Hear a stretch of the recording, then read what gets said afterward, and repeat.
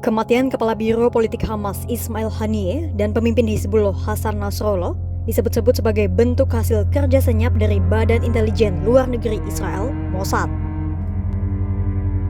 Kroni-kroni Mossad diam-diam mampu menembus jantung lawan untuk mengumpulkan berbagai informasi akurat dari target. Bagi Israel, kinerja Mossad adalah pencapaian, tetapi tidak bagi Iran maupun proksinya. Iran dan Hizbullah kini tengah mencari para pengkhianat di dalam tubuhnya. Namun, pengkhianatan di dalam tubuh Iran dan Hizbullah bukan satu-satunya kerusakan yang ditimbulkan oleh Mossad. Muncul pula ketidakpercayaan maupun kecurigaan atau skeptisme di antara Hizbullah, Korps Garda Revolusi Iran, maupun organisasi yang didukung Iran lainnya. Semua itu secara tak langsung ditebar oleh Mossad yang kini menjadi senjata utama mengeroposkan solidaritas antara Iran dengan proksinya.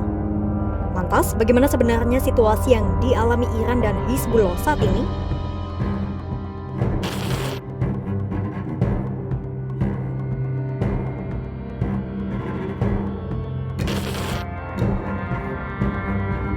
Nama Mossad mulai santer terdengar usai insiden kematian Komandan Hizbullah Fuad Shukr pada 30 Juli 2024 di Lebanon dan pemimpin Hamas Ismail Haniyeh di Teheran, Iran pada 31 Juli 2024. Dalam insiden kematian Fuad Shukr, Israel secara gamblang mengakui tindakannya. Namun, terkait kematian Ismail Haniyeh, Israel tak mengaku dan juga tak menyangkal. Meski demikian, sejumlah pihak menduga kematian Haniyeh kemungkinan besar disebabkan oleh tangan dan kaki Mossad di Iran. Usai insiden kematian Ismail Haniyeh di Iran, Korps Garda Revolusi Iran alias IRGC segera melakukan penyelidikan mendalam di internal organisasi militer itu. 2 bulan usai kematian Ismail Haniyeh, terjadi insiden rentetan ledakan pager dan walkie-talkie milik Hizbullah di Lebanon pada 17 hingga 18 September 2024. Tak lama setelah insiden tersebut, pemimpin tertinggi Iran, Ayatollah Ali Khamenei, segera memperingatkan Hasan Nasrallah. Ayatollah meminta Nasrallah segera meninggalkan Lebanon dan pergi ke Iran untuk mengamankan diri. Namun, pesan Ayatollah saat itu gagal meyakinkan Nasrallah bahwa terdapat pengkhianat di antara lingkaran terdekatnya.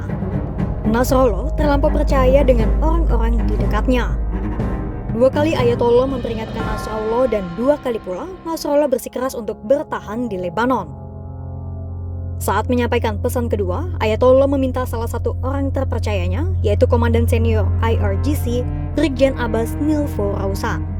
Nilforouzan bukanlah orang sembarangan. Ia merupakan salah satu tokoh yang begitu dipercaya Ayatollah di tengah gelombang kecurigaan yang melanda Iran serta Hizbullah. Namun saat menyampaikan pesan Ayatollah, Nilforouzan justru ikut tewas bersama Nasrallah di bunker tempat keduanya berlindung dari bom Israel. Sejak saat itu, Ayatollah dikabarkan tak pernah meninggalkan lokasi tempat ia berlindung di Iran. Meski demikian, pada Selasa 1 Oktober 2024, lewat perintah Ayatollah langsung, IRGC meluncurkan nyaris 200 rudal ke Israel sebagai tanggapan atas kematian para sekutunya. Pertanyaan selanjutnya, bagaimana situasi di Iran dan Hizbullah saat ini?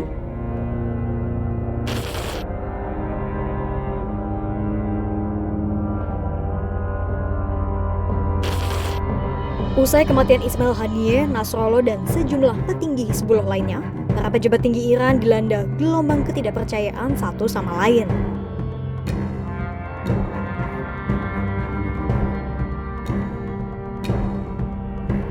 Situasi tersebut kemudian mempersulit koordinasi antar poros perlawanan Iran seperti Hamas, Hizbullah, dan Houthi. Di Hizbullah sendiri, mereka kesulitan untuk memilih pemimpin baru karena khawatir sosok pengganti Nasrallah akan bernasib sama.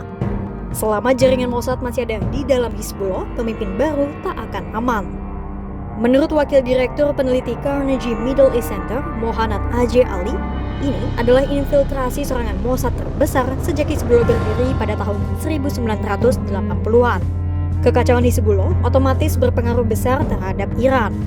Pasalnya, selama ini Iran selalu mengandalkan kelompok-kelompok yang menjadi proksinya untuk menyerang Israel. Namun, dengan kekacauan yang terjadi di Hizbullah, kemungkinan besar Iran tidak bisa terlalu mengandalkan kelompok itu lagi. Sehingga bisa jadi strategi Iran akan berubah dengan menyerang langsung ke kedutaan besar atau personel Israel di luar negeri seperti zaman dulu. Lantas, saat ini langkah apa yang sudah dilakukan oleh Iran dan Hizbullah